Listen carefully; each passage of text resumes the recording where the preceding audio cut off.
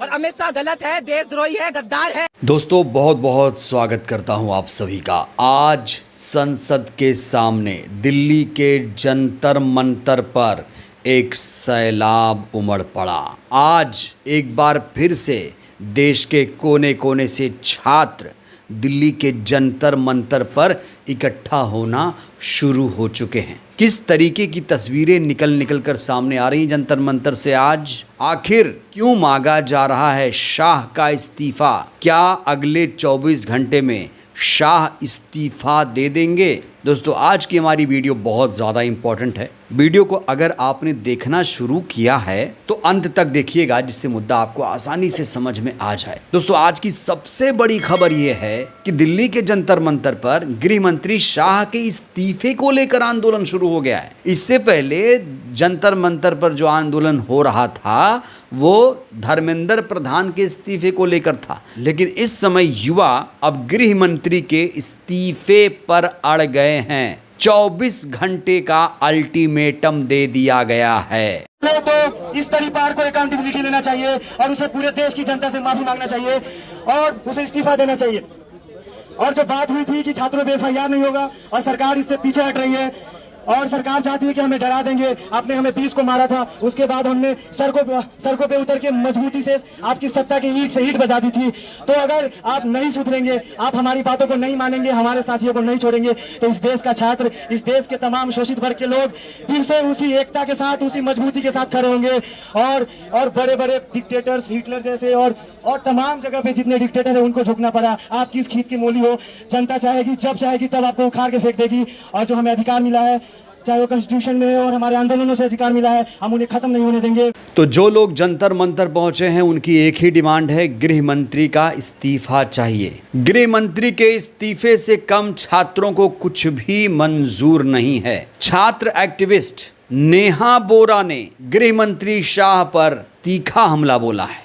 हम मानते नहीं है कि होम मिनिस्टर के एक्सप्लिसिट परमिशन के बगैर इस तरीके के ऑर्डर्स RAF ने कैरी आउट किए, दिल्ली पुलिस ने कैरी आउट किए। ये एक टेररिस्ट और क्रिमिनल स्टेट की निशानी है। किसी भी तरीके से ना दिल्ली में और ना देश भर के किसी भी राज्य में हम इस चीज को नॉर्मलाइज होने देंगे। देश भर में जो ये एंटी मुस्लिम और एंटी दलित विच हंट हो रहा है प्रोटेस्टर्स का, ये नहीं हो सकता है अगर explicit orders home minister Amit Shah से नहीं आए हैं इस तरीके के विच हंट को कैरी आउट करने के लिए। The Commissioner of Police of Delhi, the Home Minister of this country, Amit Shah, will not be allowed to escape without providing accountability for the pellet injuries to protesters. तो जो लोग भी दिल्ली के जंतर मंतर पर इकट्ठा हुए हैं वो लोग साफ तौर से कह रहे हैं कि गृह मंत्री का इस्तीफा चाहिए। हमें ऐसा गृह मंत्री नहीं चाहिए जो छात्रों पर लाठी चार्ज करवाए। हमें ऐसा गृह मंत्री नहीं चाहिए जो विधायकों को खरीद ले, जो सांसदों को खरीद ले, जो लोकतंत्र का गला घोट दे। ये इतना नकारा गृह मंत्री कुछ नहीं करता, सिर्फ लड़ाई दंगे करवाता है। गुजरात के गोधरा कांड करवाए, वो सोच रहे हैं जहां वो गोधरा कांड था गुजरात का, उसी तरह से हम हिंदू मुस्लिम करवा के बच्चों को आपस में लड़वा के हम राज करेंगे, ऐसा शासन नहीं चलने देंगे। छात्रों के सर पे जो कीलें ठोकी गई, मैंने खुद ने देखा, हमारा एक कैंप लगा था वहीं पे, हमने खुद ने देखा एक सर पे कीलें लगी हुई थी और यहाँ पे उनकी चोटें आई हुई थी। तो हम इस देश में ये जो लोकतंत्र में छात्र आवाज उठा रहे हैं, अपना हक मांग रहे हैं, अपनी आवाज उठाने के लिए, उनकी आवाज दबाने के लिए गृह मंत्री अमित शाह के इशारों पे पुलिस ने जो छात्रों के साथ बर्बरता की है वो एक बहुत ही बड़ी निंदनीय है। हम अमित शाह से पूछना चाहते हैं ये पैलेट गन किसने चलवाए, ये बिहार में AK-47 किसने चलवाई? अमित शाह को पूछना, गृह मंत्री आप है या कोई और है? गृह मंत्री कौन है इस देश का? ये जिम्मेदारी किसकी है? गृह मंत्री अमित शाह की बनती है या फिर इसकी धर्मेंद्र प्रधान की बनती है या कोई दूसरा है?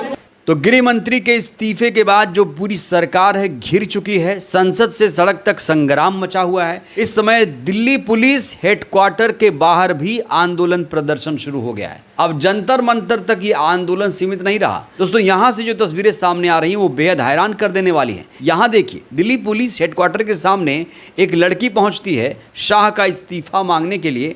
उसके बाद उसके साथ कैसे व्यवहार किया जाता है ये तस्वीरें आप देखिए। ये लड़की कितने गुस्से में है ये भी जरा सुन लीजिएगा आप।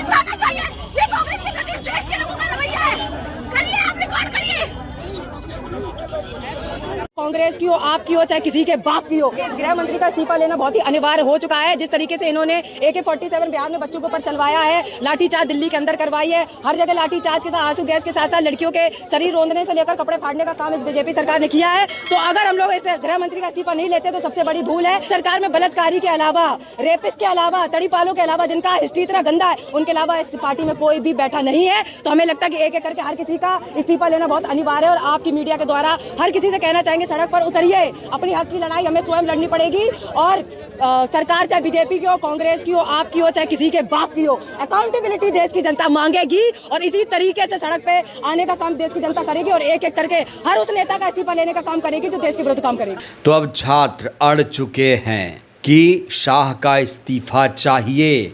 बड़ा सवाल ये है, क्या नैतिकता के आधार पर शाह इस्तीफा देंगे या फिर वो भी धर्मेंद्र प्रधान की तरह अड़े रहेंगे? दोस्तों, आपको बता दें, इस समय मोदी सरकार शाह को बचाने में लग चुकी है। शाह को हर तरीके से संरक्षण मिल रहा है। ऐसा क्यों हो रहा है? क्योंकि मोदी जी के बहुत करीबी हैं शाह। इसीलिए कहा जा रहा है कि मोदी जी हर संभव कोशिश करेंगे शाह को बचाने के लिए और वो भरपूर कोशिश कर भी रहे हैं। तो सरकार को ये बिल्कुल अंदाजा नहीं था कि शाह के इस्तीफे को लेकर जंतर मंतर पर आंदोलन शुरू हो जाएगा। सरकार को तो लग रहा था कि धर्मेंद्र प्रधान का इस्तीफा हो गया, अब मामला रफा दफा हो जाएगा, लेकिन ऐसा हुआ नहीं। अब छात्र शाह के इस्तीफे पर अड़ गए हैं और कह रहे हैं कि जिस तरीके से छात्रों पर लाठीचार्ज हुआ, पैलेट गन का प्रयोग किया गया, हिंसा हुई जो जंतर मंतर पर, उसके लिए गृह मंत्री ही जिम्मेदार हैं, इसलिए उन्हें इस्तीफा देना चाहिए। मेरे सामने खड़े हैं उदय भानु चिक, जो कि इस प्रोटेस्ट को लीड कर रहे हैं। तो इनसे पूछ लेते हैं इनकी डिमांड्स क्या है।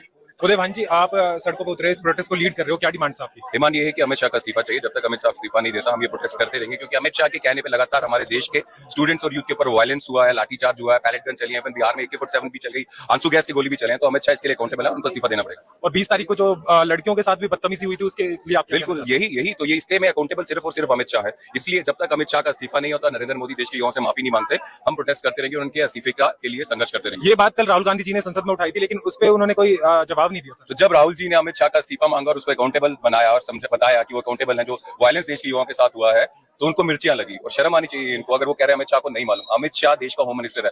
और अगर बीजेपी की भी बात मान ले, अगर अमित शाह को नहीं पता और अमित शाह के बिना पूछे देश के युवाओं के ऊपर गोलियां चला रही है पुलिस, तो इससे वीक होम मिनिस्टर हमारे देश में और कोई हो नहीं सकता। तब भी उसको इस्तीफा देना पड़ेगा। तो सर, क्या लगता है कब तक आप इस प्रोटेस्ट को जारी रखोगे? चलता रहेगा। जैसे धर्मेंद्र प्रधान के लिए हम लगातार 60 दिन से प्रोटेस्ट कर रहे थे, अलग अलग डिस्ट्रिक्ट्स में कर रहे थे, अलग अलग स्टेट्स में कर रहे थे। यूथ कांग्रेस अमित शाह के इस्तीफे के लिए भी लगातार संघर्ष करती रही। Thank you sir. तो दिल्ली के जंतर मंतर पर जो आंदोलन चल रहा है, उसे कोई लीड नहीं कर रहा है, खुद छात्र लीड कर रहे हैं, युवा लीड कर रहे हैं, कोई चेहरा नहीं है। इस बीच कॉकरोच जनता पार्टी ने भी साफ तौर से अभी ट्वीट कर दिया है कि अमित शाह शुड रिजाइन, अमित शाह को रिज़ाइन कर देना चाहिए। ये ट्वीट आया है कॉकरोच जनता पार्टी की तरफ से और इसमें कह दिया गया है कि शाह को अब रिज़ाइन कर देना चाहिए, ये इस कुर्सी पे बैठने के काबिल नहीं हैं। बहरहाल दोस्तों, इस वीडियो में इतना ही। आपको क्या लगता है, क्या शाह को रिज़ाइन कर देना चाहिए? आखिर शाह को रिज़ाइन क्यों करना चाहिए? क्या आप लोग छात्रों के डिमांड से सहमत हैं? ये वीडियो आप लोग कहाँ से देख रहे हैं? राय दीजिएगा। बहुत बहुत धन्यवाद।